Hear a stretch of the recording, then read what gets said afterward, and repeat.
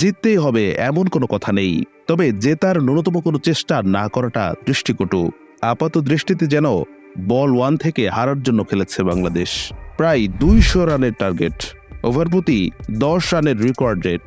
এরকম ম্যাচ সিচুয়েশনে সচরাচর পাওয়ার প্লের প্রথম 6 ওভারে অল আউট অ্যাটাক খেলার চাহিদা। সেখানে বাংলাদেশ যেন টি-20 ফরম্যাটকে ওয়ানডের প্রথম 10 ওভার ভেবে খেলছিল দেখে শুনে। তানজিম সাকিব আর লিটন কুমার মেরে খেলার যতটুকু চেষ্টা করেছেন সেটা বড্ড হিসেবি। ব্যাটিং অ্যাপ্রোচ দেখে মনে হচ্ছিল তারা 197 নয়, চেস করছেন 150 রান।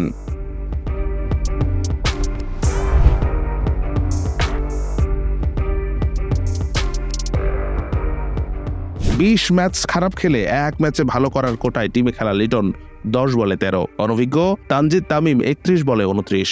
ওভার প্রতি 10 আস্কিং রেটের ম্যাচে 2 ওপেনারের একজনও যদি 200 স্ট্রাইক রেটে কমপক্ষে 30-এর বেশি রান না করতে পারেন, স্ট্যাটিস্টিক্যালি প্রুভেন ফ্যাক্ট এটাই যে সচরাচর সেই টিম ম্যাচ জিততে কিংবা ন্যূনতম প্রতিদ্বন্দ্বিতা করতে পারে না। পাওয়ার প্লেতে বাংলাদেশের স্কোর ছিল 42 for 1, হাতে 9 উইকেট ইনটেক। এতগুলো উইকেট ড্রেসিং রুমে বসা থাকা মানে কি? প্ল্যান বিতে খেলা মানে 7 থেকে 11 নম্বর ওভারে এক্সিলারেট করা, বড় শট খেলা, চান্স নেওয়া। অথচ ওই 30 বল থেকে মোট তুলতে পেরেছে 36 রান। 11 ওভার পর যখন মেরে খেলার চেষ্টা, তখন আস্কিং রান রেট 15 ছাড়িয়ে গেছে। রানের পাগলা ঘোরা তখন লাগাম ছাড়া।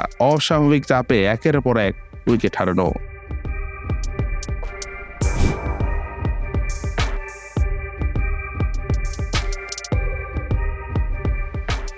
ব্যাটিং অর্ডারে কোনো অদল বদল করতেও দেখা যায়নি।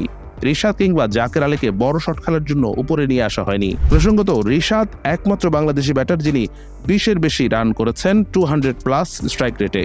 তাকে নামানো হয়েছে 8 নম্বরে। এই লেগ স্পিনিং অলরাউন্ডার ছাড়া একজনও ছিলেন না যিনি 20-এর বেশি রান করতে পেরেছেন 200-র বেশি স্ট্রাইক রেটে। পুরো টুর্নামেন্টে অফ ফর্মে থাকা নাজমুল হোসেন শান্ত 125 স্ট্রাইক রেটে 40 রান। নিজের পিঠ বাঁচানো ছাড়া কিছু নয়। নিজের জন্য খেলা, জেতার সাইকোলজি ছিল পুরোপুরি অনুপস্থিত।